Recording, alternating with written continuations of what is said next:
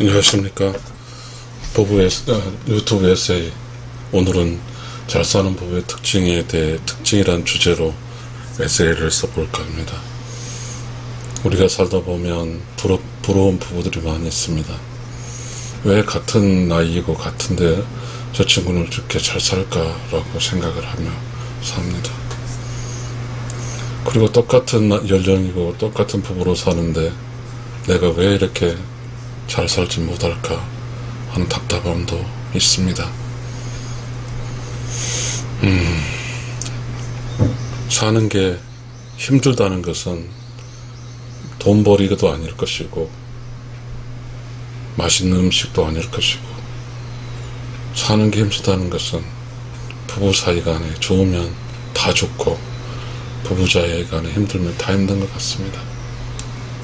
그만큼 부부로 사는 게 인생살이 중에 중요한 것 같습니다. 왜 부부는 부부로 살면서 그렇게 힘들까요? 사실 가족이라는 것은 부부가 아들, 딸을 낳고 또 부부가 결혼할 때 부부의 부모인 친정과 본가가 있고, 그리고 부부의 그 형제 자매가 있고, 그래서 다들 연결됐는데 그 안에서 무슨 문제가 발생될까요? 부부는 가운데에서 부모, 자식, 형제, 친척 이렇게 연결되는데 부부는 음과 양이죠. 근데 이 부부가 왜 이렇게 힘들까요? 혹시 덜 힘든 사람도 있겠죠. 그럼 덜 힘든다고 느낀 부부는 뭐죠? 덜 힘들다고 느낀 부부는 잘 사는 부부겠죠. 힘들까? 원래 이 요거는 전통적인 관계적 힘이란 것이죠. 근데 이 부부는 이 관계적 힘 속에서 부부로 탄생됐고, 서로 사랑하며 이렇게 전체 부모도 사랑하고 자식도 사랑하고 다 사랑하면서 사는 거죠. 사랑하면서. 그런데 이게 안 되는 거죠. 이게 안 되는 거죠. 이것이 이게 안 되기 때문에 가족의, 부부에 무한한 문제가 생기는 거죠. 그럼 왜 그럴까? 왜 이렇게 부부 사이 그리고 가족 사이가 이렇게 엉망진창이 될까? 참 신기하죠. 이 공간에서는 시간을 보내도 시간이 돈이 되지 않아요. 돈이 되지 않는다. 그런데 말이죠. 직장이라는 곳은 시간이 돈이에요. 이거는 전통적 관계적 힘이 아니라 이거는 목적적 힘이에요.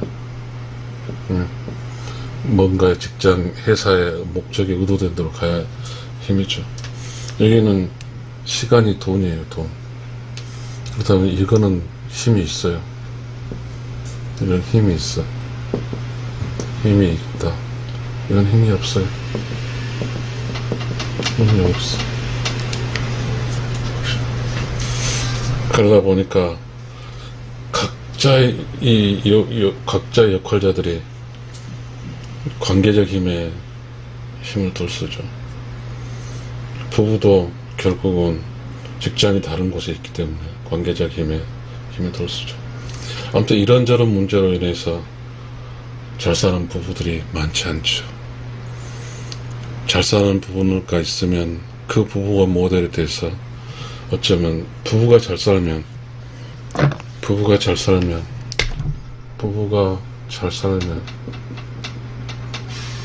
그 가족도 잘 사는 거죠. 가족이 한쪽이 망가지면 다 영향을 받는 거죠. 가족은 다 영향을 받게 되죠. 잘 사는 부부 특징은, 그렇다면 이거는 지금 못 사는 문제적인 거잖아요. 문제. 못 사는 부부잖아요. 못 사는 부부인데, 잘 사는 부부는 그런 것 같아요. 이 세상은 사람이 다 다르기 때문에, 초장기 인생에 힘들었을 게 있겠죠. 그런 사람은 어쩌면 일찍이 어른이 된다고 그러잖아요. 그래서 부모들은 자식을 키울 때 자식이 일찍이 어른이 되는 걸 별로 좋아하지는 않는데, 그러나 이제 어떤 사유로 인해서 살다 보면 어렸을 때부터 깨닫게 되죠. 눈을 떠는 거죠. 그러면서 일찍이 어른이 되는 거죠. 어쨌든 잘 사는 부모 특징을 한번 살펴보겠습니다. 살펴본 게 아니라 이야기해 보겠어요. 이건 에세이니까요. 잘 산다고 하는 것은, 이렇게 쭉 보니까 한쪽에 리더가 있네요. 한쪽 리더가 있어요. 그 주인이 있고, 구하는 자. 이거 뭐죠? 세이브죠, 세이브. 이거는 의로운 영혼의 이야기입니다. 의로운 영혼의 미션이죠. 깨달은 자, 엔라이트닝.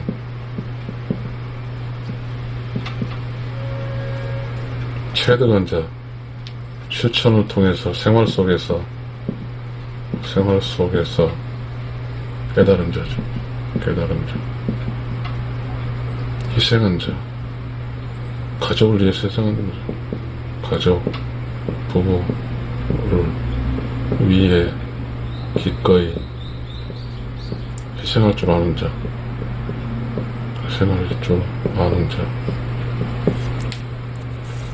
저는 이렇게 생각을 해봤습니다. 사실 부부는 결혼을 하잖아요. 결혼을 하는데, 우리나라 한자에 보니까 결혼할 게 한자예요. 혼인할 혼자예요. 이것은 물론 혼이라는 혼자에서 결혼을 쓰지만, 저는 이렇게 해석하고 싶어요. 이 혼이 영혼 혼자, 혼이죠. 그래서 결속하다. 그래서 음의 영혼과 플러스 양의 영혼이 합해지는 것이 결혼인 거라고 생각합니다. 결혼. 그렇다면 즉 결혼을 통해서 음의 영혼과 영혼과 양 영혼도 합쳐지는 거죠. 근데 이제 이 영혼이 의로운 영혼일 수도 있고, 또 뭐 사악한 영혼일 수도 있죠. 영혼일 수 있어요. 그런데 어쨌든 의로운 영혼 세계에서는 의로운 영혼이 주인이니까, 일상을 의롭게 살다 가기 위해서는 의로운 영혼이 주인이 돼야 되는 거죠. 마찬가지로, 그래서 한쪽이 리더라고 하는 것은 뭐죠? 의로운 영혼의 세상에서 태어난 의로운 영혼일 수 있죠. 의로운 영혼일 수. 저것도 한쪽 의로운 영혼, 다른 한쪽을 품어준다. 한쪽을.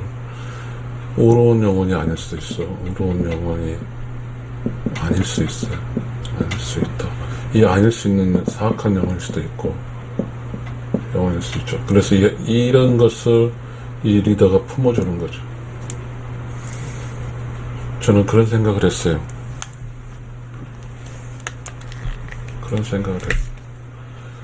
이 의로운 영혼이라는 게 뭐냐 하면, 이웃과 함께하고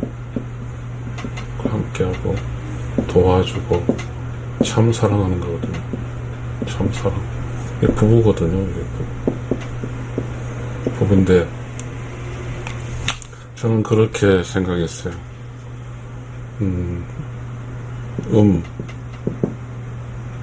여자는 남자의 엄마가 되어주는 거예요. 엄마가 돼주고, 품은다는 뜻이니까. 또 양은, 남자는 아버지가 돼주는 거예요. 되어주는 거예요. 품어주는 거니까. 그렇게 살으면 아마 부부로 잘 살 것 같죠. 여기서 리더와 품어준다는 말이 있는데요. 이 품어준다는 것은 닭이, 어른 닭이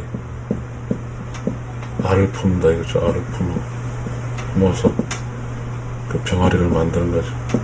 병아리를 만들어.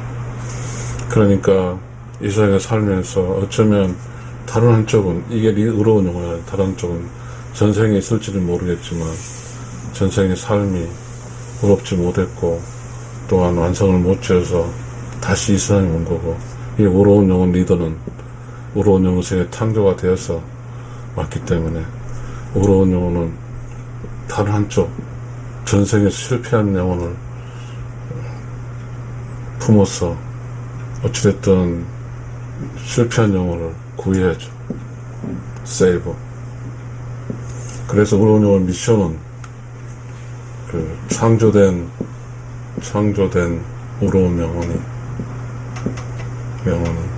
전생에 실패한 영혼을 의로운 영혼으로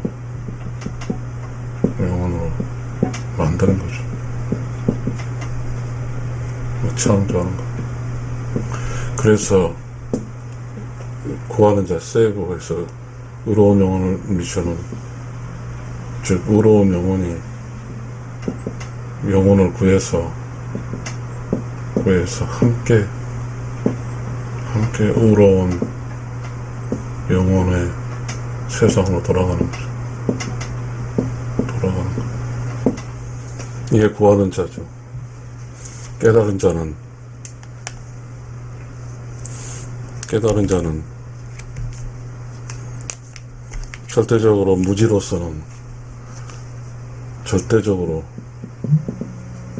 무지로는 잘 사는 부부가 될 수 없어요. 잘 사는 부부가 안 돼요. 그래서 깨달아야 돼요. 엔라이튼. 알아야 돼요.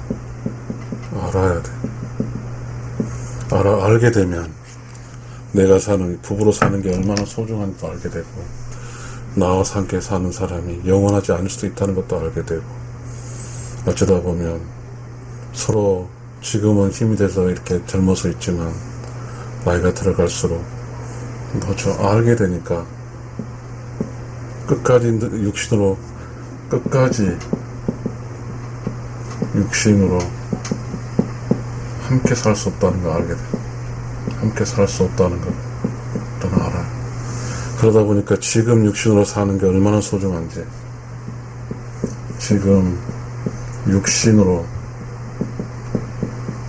함께 사는 게 얼마나 소중한지 알아요. 그래서 서로 애껴주는 거죠. 서로 애껴주는 거.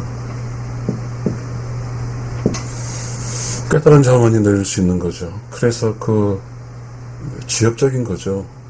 가정에 와서 너는 어떻고 나는 어떻고 이런 걸 초월한 거죠. 깨달은 자. 생활 속에 깨달았죠. 가정에서 발생하죠. 이건 여자들 입장에서 많이 있는 것 같습니다. 여자가 결혼했는데 남자는 아침에 푹 자고 여자는 새벽에 일어나서 밥을 해야 되는 것은 시작부터 공평하지 않습니다. 공평하지 않아. 이게 부부예요. 공평하지 않는 게 부부예요. 그래서 처음에는 원망도 했어요. 내가 결혼했는데 왜 남자는 아침 늦게까지 자고. 물론 지금 우리 사이는 똑같이는 합니다. 남자 새벽 4시에 일어나서 그 여자가 밥 해주지 않는 것도 묵곡하기도 하는데요. 전통적인 그 농정 사회에 있을 때는 물론 아내가 남편 힘을 쓰기 위해서 농사는 힘을 써야 되니까요. 했을 수도 있겠죠. 그러나 그렇다 하지만 잠을 똑같이 자서 아침 똑같이 일어나야 되는데 우리 사이는 그렇지 못했거든요. 그래서 여자는 그 새벽에 일어나부터 뭐죠? 공평하지 않는 거에 대한 뭐죠? 화를 냅니다. 그래서 체득하지 못하면 매우 힘듭니다, 삶이. 왜 나만 이렇게 새벽에 이 추운데 쌀 씻고 불 떼고 밥을 해야 될까 했겠죠. 그러면 체득한 순간 알게 됩니다. 너무 기쁩니다. 내가 우리 가족, 내 남편, 내 아이들을 위해서 새벽 4시에 일어나서 밥을 한다. 그것은 기쁨입니다. 이것은 깨달음의 결과는 체득의 거든. 득도한단 말입니다. 득도. 그리고 세상에는 공평하지 않죠. 근데 희생한다는 말은 공평하지 않는데 받아들이는 거죠. 그래, 나는 괜찮아. 내 가족이고 내 남편이고 내 시어머니고 내 자식이고 삼촌들인데 내가 새벽 4시에 밥을 하면 그것이 뭐 어때? 난 기쁘다. 이것도 물론 체득과 관계된 희생한다는 자발적 동기죠. 자발적 동기. 가족 그리고 남편을 위해 기꺼이 희생할 줄 아는 거죠. 대체적으로 보면 잘 사는 부부 특징은 이 역삼각형 구조인 것 같습니다. 잘 사는 부부는 이 역할을 기꺼이 하는 거죠. 주인도 있어야죠. 주인으로, 가족 통치자로, 희생하는 자로, 체득하는 자, 깨달은 자로서 이게 있어요. 결국은 이 점이 양일 수도 있고 음일 수도 있죠. 부부 특성상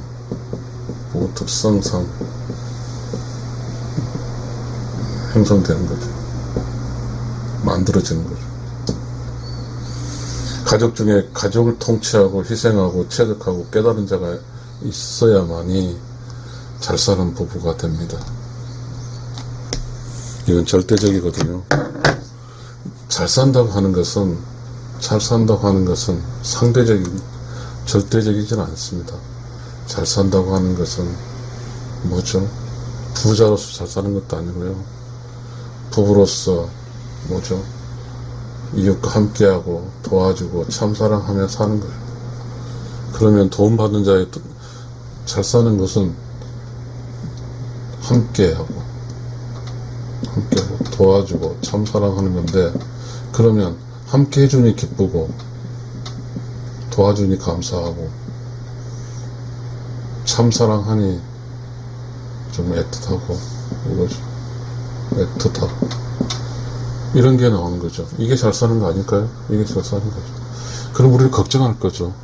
그래서 돈이 없으면 못 산다. 그런데요, 이거 이웃과 함께하고 도와주고 참사랑하면 우주는 의로운 영혼의 에너지를 줍니다. 잘 사는 자에게는 뭐죠? 먹고 사는 문제도 해결해줘요. 먹고 사는 문제도 해결돼요. 그래서 본질적으로 부부라고 하는 것은 함께하고, 부부를 함께하고 도와주고 참사랑하면 그게 부부의 본질이에요. 부부의 본질은 늘 함께하고 늘 도와주고 늘 참사랑하는 사는 거. 이렇게 살면 우주는 어떤 생각이냐면, 우주는 본질적으로 조용하고 깨끗하고 청정한 곳인데, 우주는 이렇게 사라짐으로써 부부 사이에 더럽거나 큰 소리가 나지 않거든요. 그래서 우주는 그렇게 사는, 우주가 조용하고 청정하고 깨끗하게 사는 거에 대해서 도움을 주는 쪽으로 인식해서 우주는 복을 줍니다. 복을 주게 됐어요. 본질적으로 이 세상에 사는 것은 무엇을 얻기 위해서 사는 게 아니라 부부의 본질인 늘 함께하고 도와주고 참사랑으로 살면 이게 선행이 되는 거죠. 결과적으로 복을 받습니다. 그렇게 살기 위해서는 반드시 이렇습니다. 한 사람 살면 자기가 디시전 메이커지만 둘이 살면 리더가 있어야 돼요. 리더. 한쪽에 반드시 리더가 있어야 돼요. 둘이 살면 한쪽에 반드시 주인이 있어야 돼요. 부부로 둘이 살면 한쪽에는 반드시 약자를 구하는 자가 있어야 돼요. 부부로 둘이 살면 반드시 깨달은 자가 있어야 돼요. 끌고 가야 돼요. 그리고 부부로 둘이 살면 체득한 자가 있어야 돼요. 그리고 부부로 둘이 살면 희생할 줄 아는 자가 있어야 돼요. 그래서 부부로 둘이 살면 이 삼각적 역곡직점이 되어져 사라져야 돼요. 이게 중심을 잡아주는 거죠. 이게 부부가 잘 사는 부부의 특징입니다. 더 이상 무슨 말을 할까요? 더 이상 무슨 말을 할까요? 내가 이 세상의 개인으로 주인의식을 갖고 구하는 마음을 갖고 깨달은 자가 되고 체득하고 희생하는 것은 개인의 문제로 희생했지만 그 결과치가 나 함께 사는 사람을 주인은 손님이잖아요. 주인이 손님으로 잘 가족 통치니까 손님에게 잘 대접하고 구하는 자는 전생에 우러우며 살지 못한 걸 구하는 것 역할하고 깨달은 자는 알아야 되는 거잖아요. 이 세상에 살아갈 때 내 남편과 내 아내가 죽을 때까지 있을 줄 어떻게 합니까? 짧을지 길지는 알 수 없습니다. 그러니까 지금 이 순간이 매우 소중하니 깨달은 자는 지금 내 남편과 내 아내를 진심으로 사랑하고 존경하고 뭔가 잘해주려는 마음을 하는 거예요. 깨달은 자. 체득한 자는 그렇게 부당하죠. 새벽 4시에 일어나는 것은 부당해요. 부당한이라고 나는 일을 이렇게 하는데 남편과 다른 사람은 하지 않아요. 그렇게 되면 계속해서 불만을 갖고 있으면 숙성된 게 아니거든요. 이 세상은 어쩔 수 없어요. 어쩔 수 없어. 가족을 끌어갈 때 1%인 나가 99% 나를 데리고 가는 거예요. 그래서 어느 순간에 그렇게 춥고 그렇게 힘들 때 빨래터에서 빨래하는 갑자기 오는 거예요. 누가 와요? 조상의 신이라도 어떤 방문하는지 그 장주가 와서 이래요. 야야 고생이 많다. 다 내가 알고 있다. 이 신호가 딱 들어간 순간 그 위로가 되고 어마어마한 힘이 들어가는 거죠. 체득하는 거죠. 그 후로는 그 무수한 힘든 것도 기쁘죠. 바뀌어졌어요. 관점이 바뀌어져. 우리는 둘이서 함께 산다는 것은 둘이서 함께 산다는 것은 혼자 사는 것과 다른 거죠. 둘이서 함께 사는 것은 알아서 내가 나랑 함께 사는 사람을 위해서 살아주는 것이 둘이서 함께 사는 것이지. 그렇지 않고 이런 식으로 살면 즉 관계적 힘을 약해지고 목적적 힘만 세게 그렇게 살다 보면 너무 초라한 거죠. 이거는 많이 살아가 30년이거든요. 직장이라는 거죠.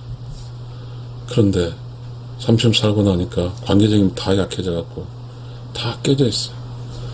일상에 그걸 알다 보니까 이미 늦은 거죠. 자, 이 세상에 잘 사는 부부는 많지는 않아요. 그러나 그 잘 사는 부부는 반드시 이러한 조건이 있는 것이 있습니다. 그래서 잘 살게 보이고 너무 부러운 거예요. 그래서 참 웃기는 거 왜 부러울까요?